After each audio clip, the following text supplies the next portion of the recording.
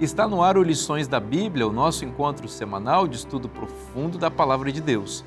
E hoje vamos conversar sobre a Trindade, Deus o Pai, o Filho e o Espírito Santo, tal como estão revelados no precioso Evangelho de João. É sobre isso e muito mais o Lições da Bíblia que está começando agora.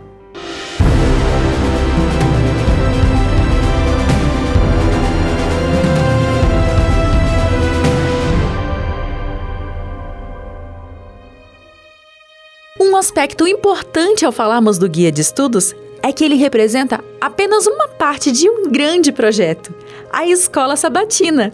A Escola Sabatina é o maior projeto missionário que Deus criou para fortalecer a missão local e mundial da Igreja Adventista do Sétimo Dia. Olha, a Escola Sabatina, para mim, significa poder cuidar de pessoas e poder, de alguma forma, ajudar aquela pessoa a crescer espiritualmente através do estudo da lição e através de relacionamento. O primeiro momento meu na Igreja Adventista foi num sábado pela manhã na Escola Sabatina e a partir dali eu me apaixonei pela Escola Sabatina e a recepção me levou até uma unidade de ação, que foi a unidade de jovens, e ali eu fui acolhida pelo professor e pelos jovens. Lição é vida, né? Porque é Bíblia no povo, é Bíblia de maneira compreensiva, é Bíblia aplicada no dia a dia. E essa é a proposta da lição da Escola Sabatina. E missão, que é apresentar para outras pessoas, que no geral começam como espectadores, mas aí vão se aprofundando, daqui a pouco descobrem que tem classes para estudar isso de maneira mais aprofundada e quando menos esperam, estão tendo gratas alegrias de perceber que estão repassando isso para outros. A Escola Sabatina, ela deixou de ser aquele modelo de classe voltado para dentro da igreja e hoje ela tem um olhar diferenciado para atender a comunidade. Tenho alunos de 12, 13, 17 que às vezes têm dificuldade.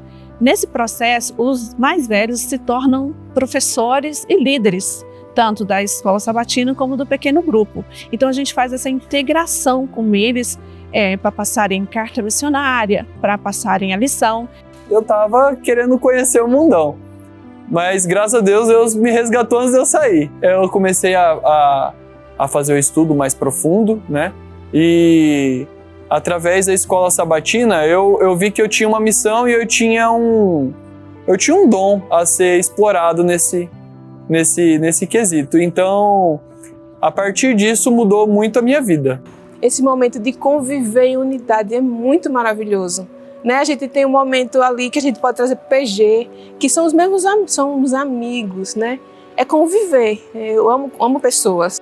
Promovam o estudo da Bíblia e oração, que é a vida espiritual dos membros da igreja. Promovam o companheirismo para fortalecer os relacionamentos em los membros da igreja e cumprir a missão, que é o propósito maior. Estudar a lição da Escola Sabatina fortalece a fé e o conhecimento da Bíblia. Mas participar da Escola Sabatina é essencial para compartilhar experiências, fortalecer a fé e cumprir a missão juntos. Encontre uma perto de você. Faça parte.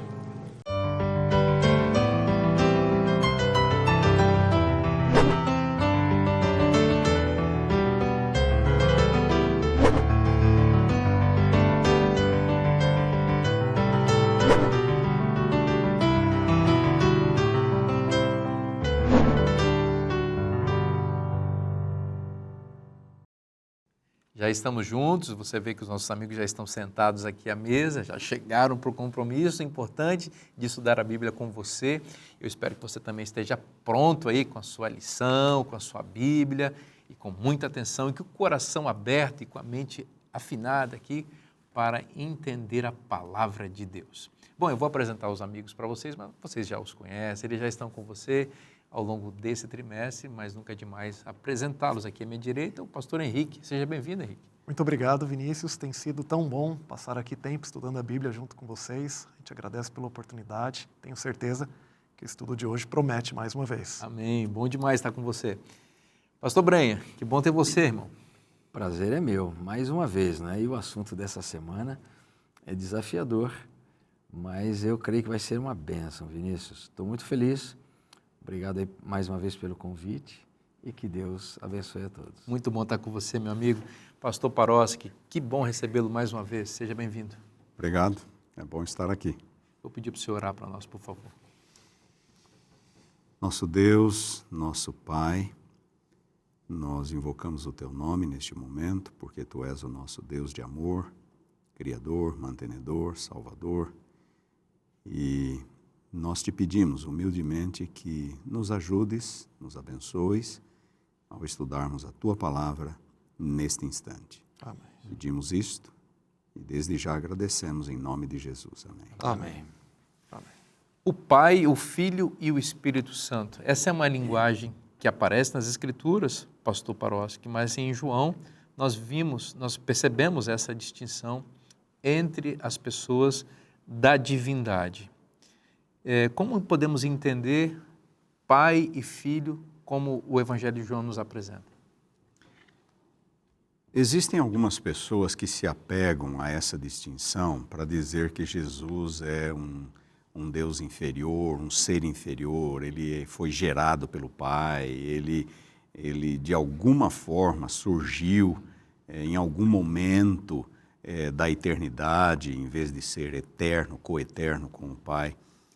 Mas nós temos que tomar muito cuidado com essas expressões. Essa expressão, as expressões Pai e Filho, não sabemos exatamente por que Jesus escolheu essa expressão, mas ela tem um significado funcional. Ela não quer dizer que Jesus é inferior a Deus o Pai em sua essência, em sua natureza. Pelo contrário, a ênfase está exatamente na igualdade. Se nós formos para o capítulo 5 de João, capítulo 5, versículos 17 e 18, mas ele lhes disse: meu Pai trabalha até agora e eu também. Por isso, pois, os judeus ainda mais procuravam matá-lo, porque não somente violava o sábado, mas também dizia que Deus era o seu Pai, fazendo-se igual a Deus. Como que os judeus entenderam a expressão pai ou filho? Era uma tentativa de Jesus de se fazer Deus a si mesmo. E é assim que nós temos que interpretar o texto. Entende? Capítulo 10, nós vamos ver a mesma coisa. Capítulo 10, versículos 30 em diante. Eu e o Pai somos um, disse Jesus. Eu e o Pai somos um. Novamente pegaram os judeus em pedra para lhe atirar. Disse-lhes Jesus, olhem só a ironia de Jesus. Tenho-vos mostrado muitas boas obras da parte do Pai. Por qual delas me apedrejais? É uma pergunta irônica. Responderam-lhe os judeus: não é por boa obra que te apedrejamos, e sim por causa da blasfêmia, pois sendo tu homem, te fazes Deus a ti mesmo. Então, era exatamente isso que Jesus estava fazendo. Ele estava se fazendo Deus a si mesmo. Ele estava se colocando em pé de plena igualdade com o Pai. E é assim que nós temos que interpretar essas expressões. Não no sentido de uma eventual subordinação de natureza essencial. Jesus fala, eu sou um com o Pai, e de novo, João 1:1. No princípio era a palavra estava com Deus e a palavra era Deus. Ou seja, tudo aquilo que Deus era, a palavra era. Então, Jesus se colocou numa posição de subordinação em sua encarnação por causa da salvação. Então, há um propósito salvífico, funcional. E me permita uma breve ilustração. Pois não. Meus tios mexeram com madeira, um deles ainda mexe com madeira até hoje. E eles tinham uma serraria lá no interior do Paraná. Eram 3 que trabalhavam na serraria. Eles eram sócios com a mesma proporção lá Um deles trabalhava no escritório, o outro trabalhava no barracão das máquinas e o outro trabalhava no mato, escolhendo as árvores, comprando tora e trazendo para a serraria. Qualquer pessoa iria imaginar que o do escritório era superior ao do barracão, que era superior ao outro que estava lá no mato se cortando-se. Não, eles tinham participação igual na serraria, mas era funcional. Então, o do escritório dava ordem para o do barracão, que dava ordem para o outro. Precisamos de tantos metros de peroba. Aí o outro falava para o que ia no mato, traga peroba, precisamos de peroba, ou precisamos de cedro, ou precisamos de óleo pardo, ou precisamos de ipê.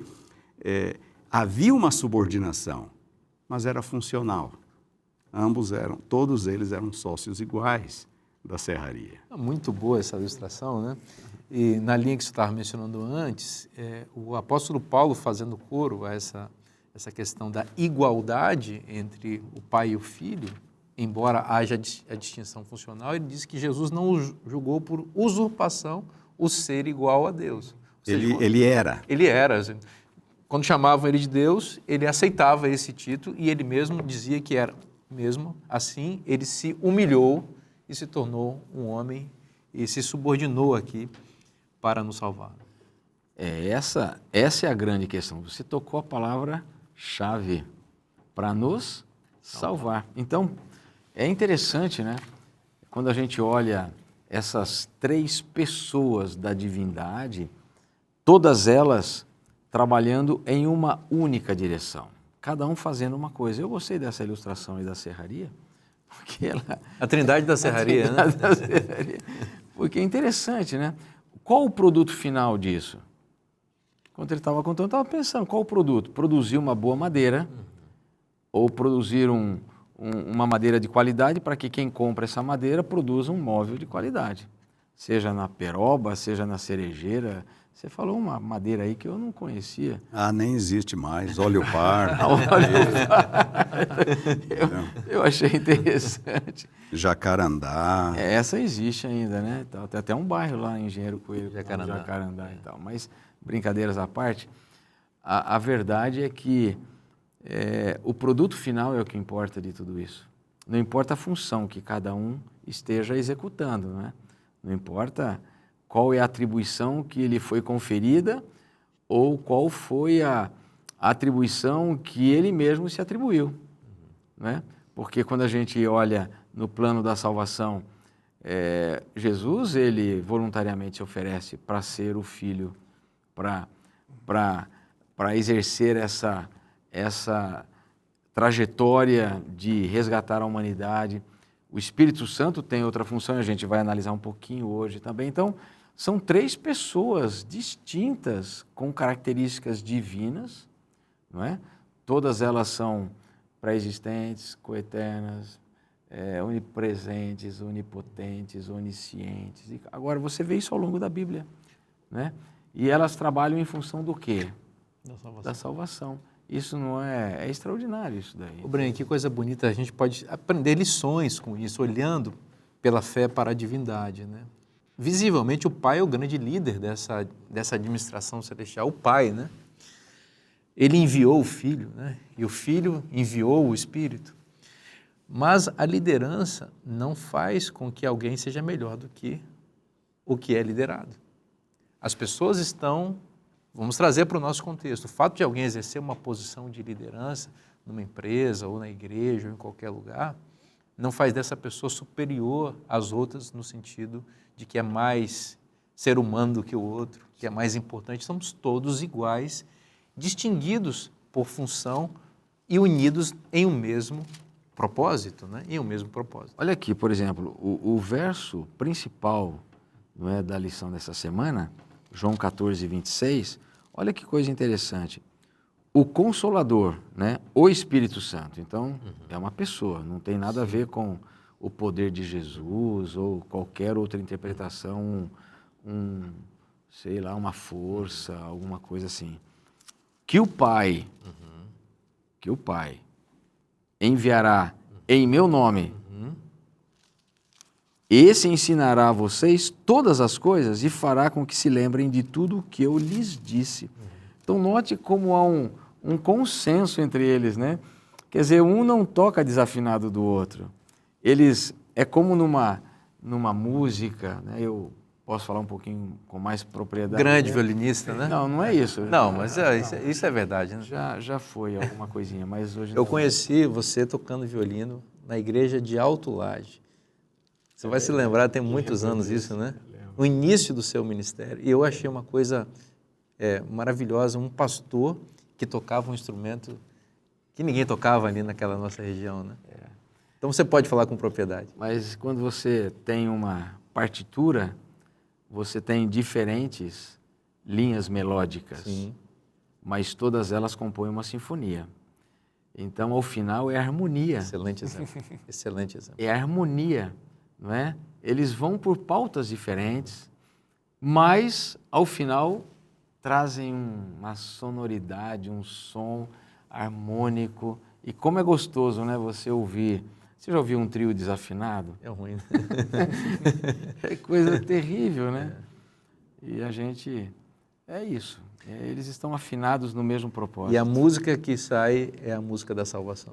É tão interessante que essa harmonia, como foi bem mencionado, ele de fato é um excelente músico, Pastor Brenha.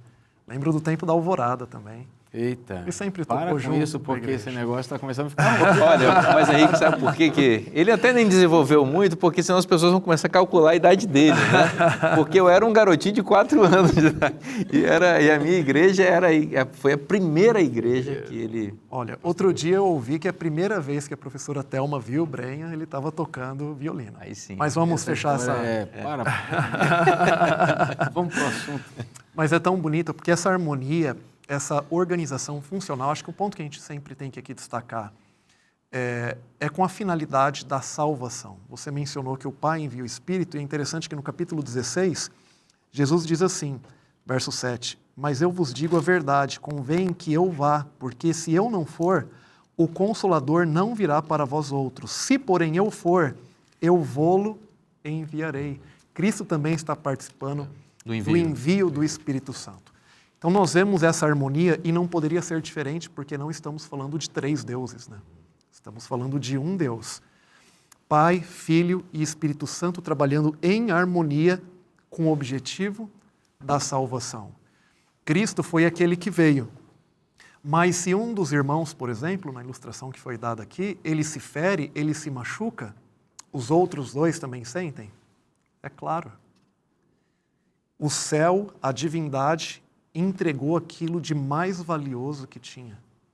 O texto, um dos textos mencionados aqui diz, porque Deus amou o mundo de tal maneira que deu. É claro que ele voluntariamente, ele a si mesmo se esvaziou, mas apresenta aqui também, já entrando na lição de domingo, sobre o Pai. O Pai envia, o Pai dá. Isso aqui nos lembra, utilizando esse verbo, esse verso de João 3,16, que o amor, ele implica em ação. Se eu realmente amo, eu tenho uma atitude. O Pai, pelo seu grande amor, ele envia o Filho pelo seu grande amor, ele vem ao mundo. O Espírito Santo, por nos amar, ele trabalha também no processo de Cristo ser gerado. O céu entregou aquilo de mais valioso que tinha. O Pai envia o Filho. E aí eu destaco o texto de João 16, verso 23, que está na lição. Ele diz assim, verso 23, naquele dia, nada me perguntareis, em verdade vos digo, se pedirdes alguma coisa ao meu Pai, ele vô-lo concederá em meu nome.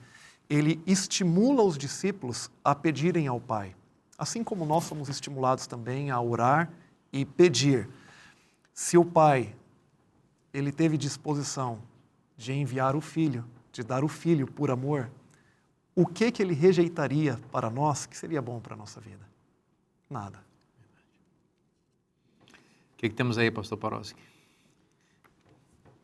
Nós temos a obra mais extraordinária, a iniciativa mais sublime e mais inimaginável ocorrendo no universo, que é como que Deus, o Deus triuno, se une para o resgate deste mundo. E nós temos que olhar para a obra de Cristo, para a sua dimensão maior, a sua dimensão cósmica. A morte de Cristo, a encarnação e a morte, não permite apenas com que o ser humano seja salvo, ou este mundo seja redimido, mas em Colossenses, capítulo 1, Paulo vai dizer a mesma coisa em Efésios, mas só para citar um texto, Colossenses capítulo 1, versículo 20, Paulo diz assim, e que havendo feito a paz pelo sangue da sua cruz, por meio dele, reconciliasse consigo mesmo o quê? Todas as coisas. Todas as coisas, quer sobre a terra, quer nos céus. Esta é a dimensão cósmica do sacrifício de Cristo, da encarnação e da morte. Todo o universo foi reconciliado com Deus. Então nós temos aqui Deus o Pai, Deus o Filho e Deus o Espírito Santo, todos trabalhando pela redenção do homem, a restauração desta terra e o retorno da harmonia que havia originalmente em todo o universo. Amém. Que bênção poder estudar a palavra de Deus e ver que Deus, a Trindade, toda está envolvida em nossa salvação e para reconquistar a harmonia do universo. Nós vamos fazer um intervalo bem rapidinho agora, não saia daí, o programa volta já já.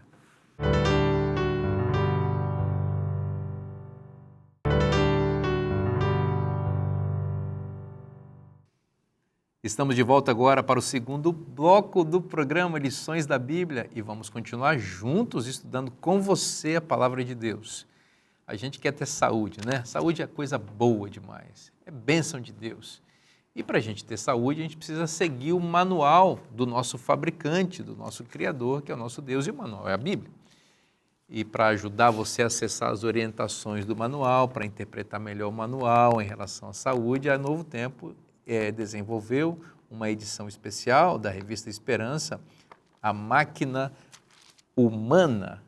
A Máquina Humana é essa revista especial que vai falar sobre saúde. Eu queria destacar um ponto aqui nessa revista, que é a questão da inflamação. Olha, quem nunca teve assim uma gripe, se sentiu inflamado, o corpo ficou dolorido?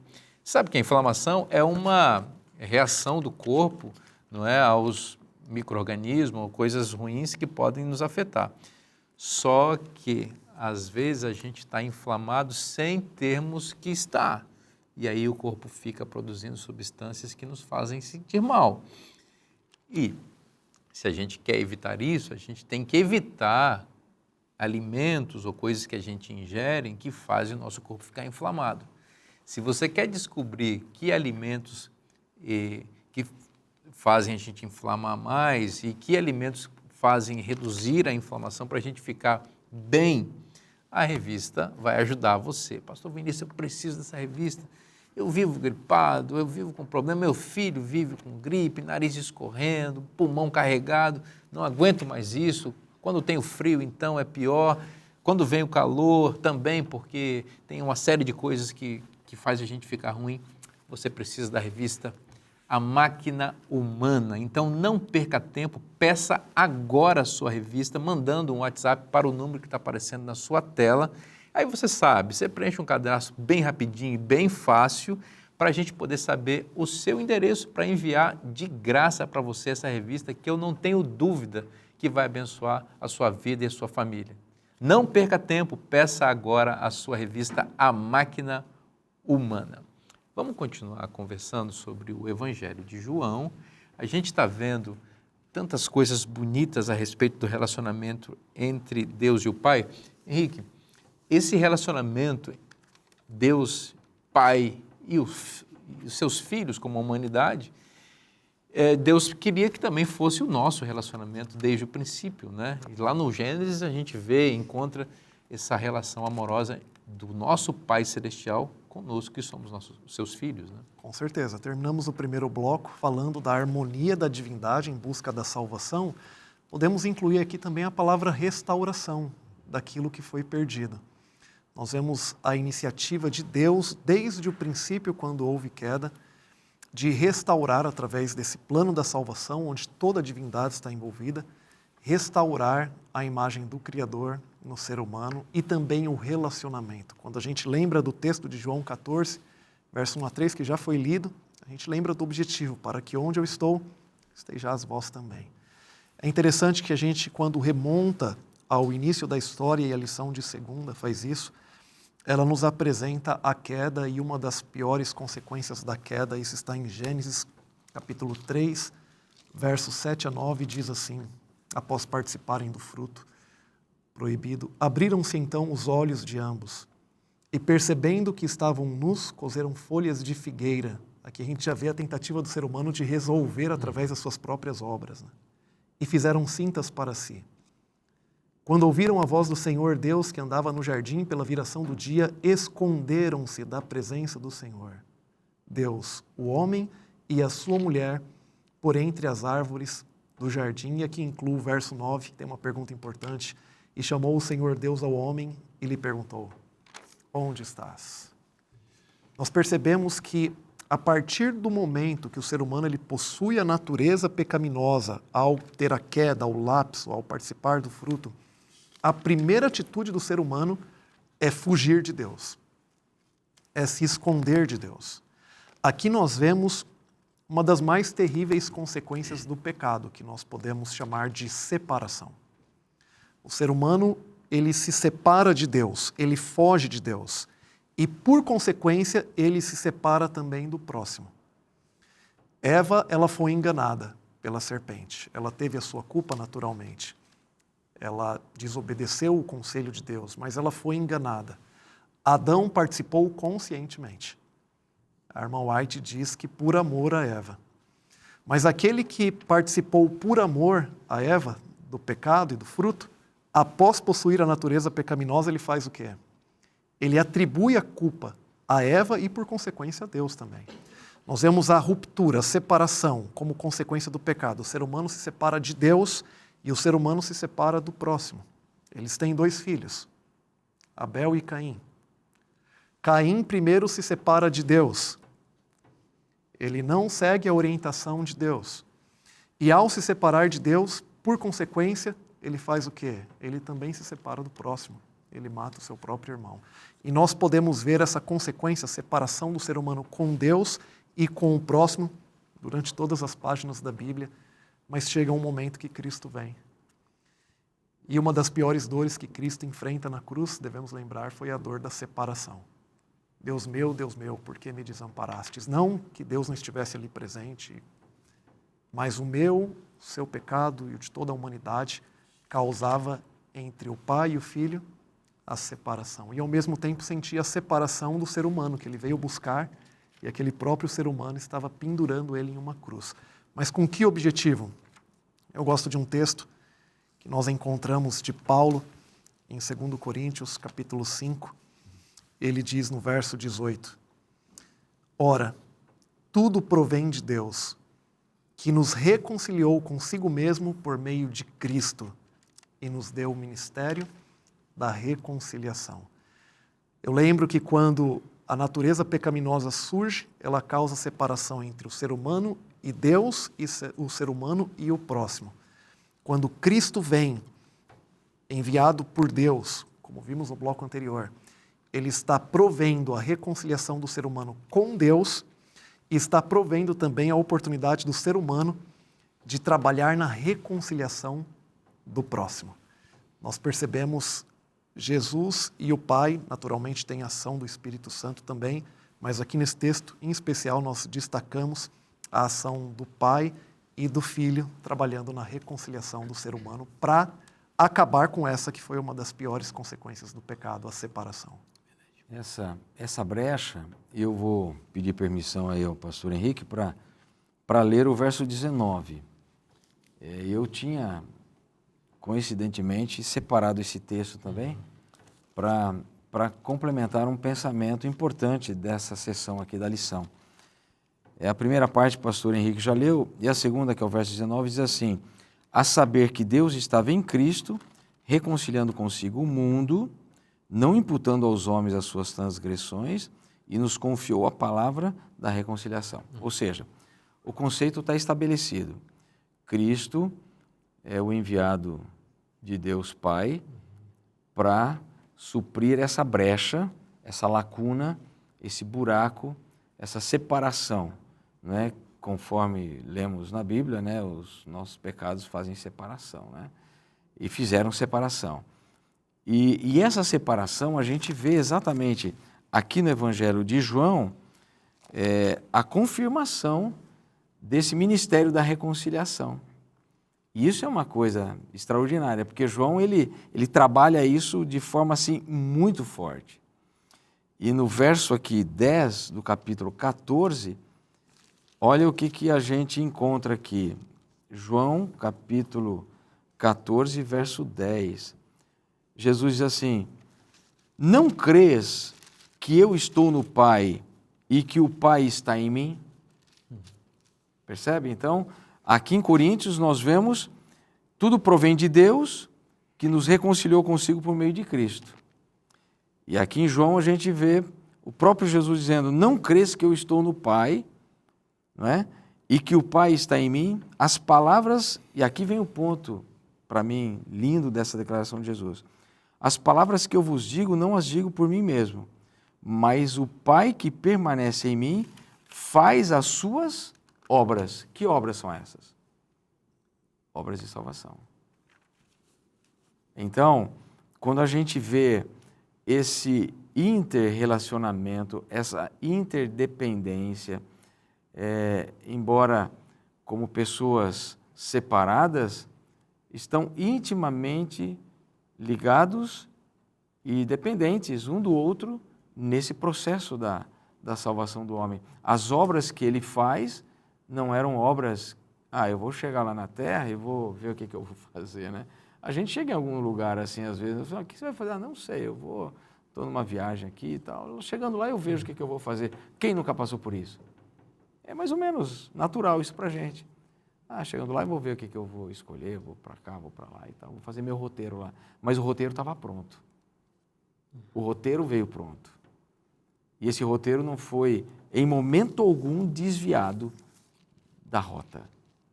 A gente vê o grande Deus, né, envolvido na obra de salvar, as obras de salvação. Você veja que vocês trouxeram esse texto de 2 Coríntios, capítulo 5, verso 17, né, 19, que Deus estava em Cristo reconciliando consigo o mundo. Então, há uma reconciliação entre a humanidade e Deus feita por Cristo.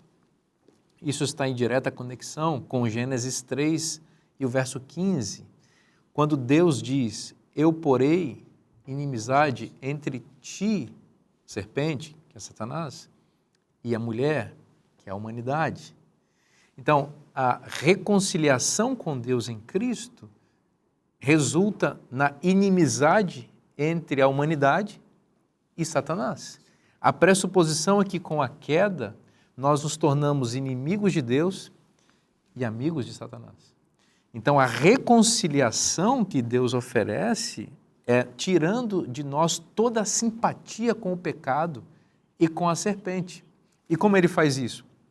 Gênesis 3,15 diz: porém, inimizade, enviando um descendente da mulher que viria para esmagar a cabeça da serpente. E é exatamente isso que Cristo fez na cruz, esmagando a cabeça da serpente, dando a nós a oportunidade de nos desvencilhar de todo o peso de pecado que nos assedia tenazmente, como diz Paulo em Hebreus, ou seja, tirando de nós as coisas que nos ligam ao pecado e a Satanás, para que possamos ter amizade direta com Deus, né? E assim se dá o relacionamento entre nós e Deus, né? De fato, e só mais um comentário sobre essa relação entre o filho e o pai, que para muitas pessoas ainda é obscura, e é mesmo, porque nós não conseguimos penetrar nos mistérios, nos segredos da divindade, mas no plano da redenção, ao assumir a forma humana, Jesus não veio apenas para nos salvar.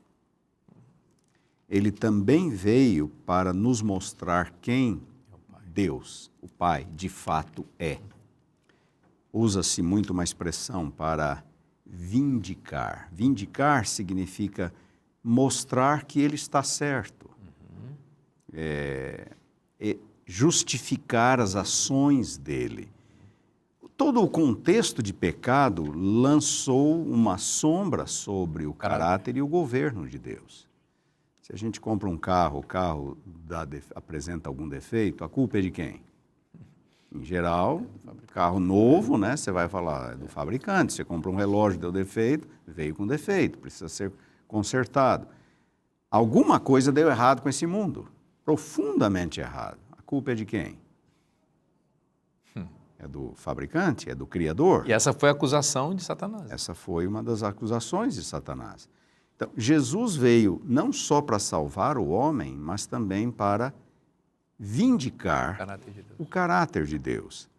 E nesse contexto, nós encontramos já em João capítulo 1, versículo 11, por exemplo, João falando, não é? Ninguém jamais viu a Deus. O Deus unigênito, eu já falei que alguns manuscritos dizem o Filho unigênito, que está no seio do Pai, é quem o revelou. Então, qual é a noção acerca de Deus que a gente vê revelada em Cristo Jesus? É um Deus o quê? É um Deus que ama, é um Deus que vai atrás, é um Deus que busca, é um Deus que paga, seja qual for o preço, e no caso a morte de seu próprio Filho, para reaver, para resgatar, para reconciliar. Então, o quadro de Deus que Jesus apresenta é um quadro extraordinário. E aí ele vai falar no capítulo 14, quem me vê a mim, vê o Pai. João 14, versículo 9. Quem me vê a mim, vê o Pai. Jesus veio como a expressa revelação do Pai. No capítulo 12, versículo 45, ele vai dizer a mesma coisa. E quem me vê a mim, vê aquele que me enviou. Quer conhecer o Pai? Olhe para Jesus. É a revelação explícita, específica do caráter do Pai. Nessa linha, nós podemos dizer que a salvação da humanidade é a vindicação do caráter de Deus, porque ela é o principal argumento contra a tese defendida por Satanás. Qual era a tese? Deus não é amor. As suas leis não podem ser obedecidas, o seu governo é arbitrário, ele não precisa e não pode ser seguido. E ele disseminou essa mentira por todo o universo e ela veio para a Terra. Mas quando Deus entrega seu Filho para nos salvar, como Satanás poderia sustentar essa tese agora? Estava muito evidente que Deus é amor. Bom, vamos continuar estudando esse tema maravilhoso e profundo da Palavra de Deus no próximo bloco. Respira um pouquinho, toma uma aguinha que a gente volta já já.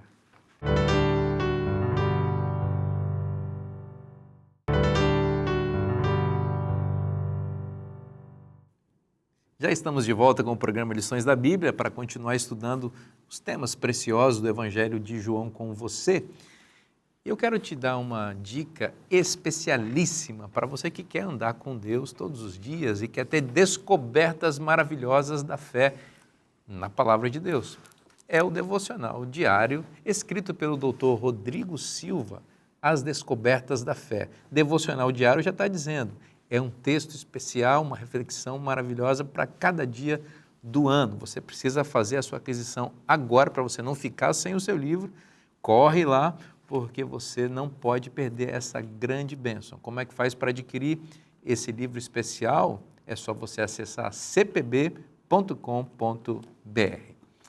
Vamos continuar conversando. Aqui a gente está pensando no programa de hoje sobre as reflexões a respeito da Trindade no Evangelho de João. Pastor Paroski, há uma pessoa muito importante na divindade, que é o Espírito Santo, e ele aparece de forma bastante expressiva no Evangelho de João, né? O Espírito Santo é prometido por Jesus para ocupar o seu lugar depois da sua saída. Nós encontramos isso especialmente nos capítulos 14, 15 e 16 do Evangelho de João. Jesus diz, após a minha ida, eu rogarei ao Pai e Ele vai mandar alguém para ocupar o meu lugar. Em nossa tradução aparece a palavra consolador. Algumas versões têm conselheiro, outras versões têm ajudador. A ênfase é de que o Espírito Santo substituiria Jesus após a ascensão de Jesus. Nós poderíamos falar, algumas ilustrações, elas correm o risco de serem Nem toda ilustração é perfeita para descrever a realidade. E eu corro o risco de ser mal entendido no que eu vou dizer, mas é como se fosse mais ou menos assim. Até no período do Antigo Testamento, é a dispensação do Pai, a encarnação é a dispensação do Filho e depois é a dispensação do Espírito. Isso não significa que o Filho não estivesse atuando antes ou que o Espírito Santo não estivesse atuando antes. O Espírito Santo é mencionado centenas de vezes no Antigo Testamento, já no 2º versículo da Bíblia. E Jesus mesmo foi ungido pelo Espírito, Atos 10, 38. Mas aqui nós temos essa divisão de função. Jesus encarnado, ele vai embora, ele vai retornar para o céu e o Espírito vem para substituí-lo. É quem vai ficar mais em evidência em determinado período, né? Exatamente. Jesus iria estar no santuário celestial, fazendo a sua obra intercessória, e aqui na terra, acompanhando, guiando, instruindo os discípulos, seria o Espírito Santo. Em algum momento, Jesus até diz, convém que eu vá. Ou seja, é bom para vocês que eu vá. E a gente tenta entender por quê. Porque Jesus, como um ser humano, ele estava, sua presença física estava limitada, certo? Ele não poderia, depois da sua ascensão, ele manda os discípulos para todo mundo. Mas em seu corpo físico, Jesus estava limitado, ele não poderia acompanhar os discípulos por todos os lugares. Essa é uma inferência teológica que nós fazemos, e eu acredito que ela esteja correta. E aí Jesus fala, então, é bom para vocês que eu vá, porque aí o Espírito vem, entende? E aí eu vou estar com vocês por meio do Espírito, e onde quer que vocês estejam, o Espírito vai poder acompanhá-los. E Jesus estaria ministrando os benefícios de sua morte no santuário celestial. Então, nós temos aqui a continuação, a aplicação, o desenvolvimento da obra salvífica de Cristo na terra, agora por meio do Espírito Santo, dando poder aos discípulos e instruindo os discípulos. Só um outro detalhe rápido aqui. Existem algumas passagens na Bíblia que apresentam o Espírito mais como um poder. E, de fato, Jesus é a personificação o Espírito Santo é a personificação do poder de Deus. Mas, em algumas passagens, a gente percebe que o Espírito não é só um poder impessoal, como alguns poderiam acreditar, mas é, na verdade, um ser pessoal, assim como Deus o Pai e Deus o Filho. Quando eu digo um ser pessoal, não estou me referindo a carne e osso, eu estou me referindo a alguém com uma personalidade distinta.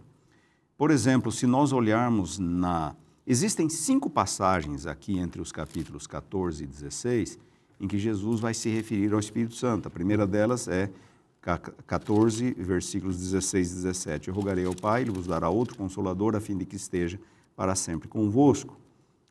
A próxima passagem vai ser no capítulo 14, versículos 25 e 26. O Espírito Santo, o Consolador, o Espírito Santo, a quem o Pai enviará em meu nome, esse vos ensinará. Note, ele ensina, ele faz lembrar.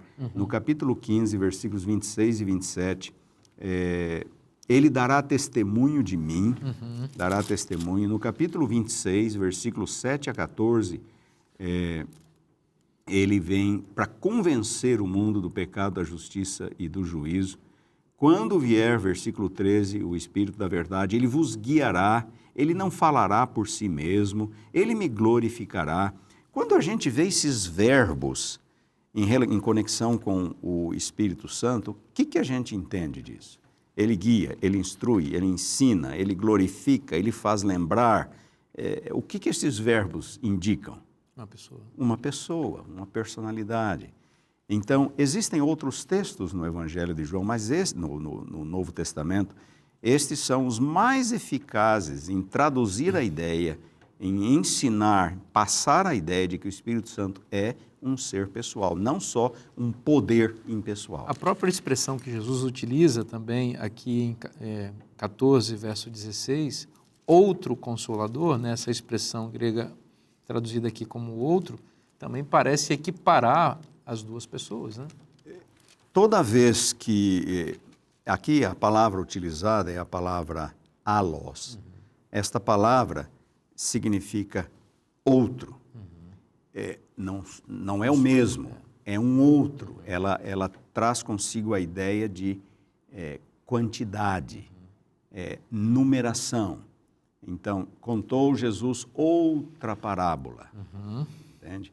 Viu uma outra besta subir da terra, allos, e um outro consolador. Então, não é o próprio Jesus que iria voltar. Uma outra pessoa. É uma outra. Ou seja, eu sou o consolador, eu sou uma pessoa que estou aqui consolando e vocês precisam de... Eu não vou estar mais aqui, vocês precisam de uma outra pessoa para fazer a obra que eu estou fazendo. E aí é importante nós ampliarmos um pouco o domínio semântico. Estou falando difícil aqui, né?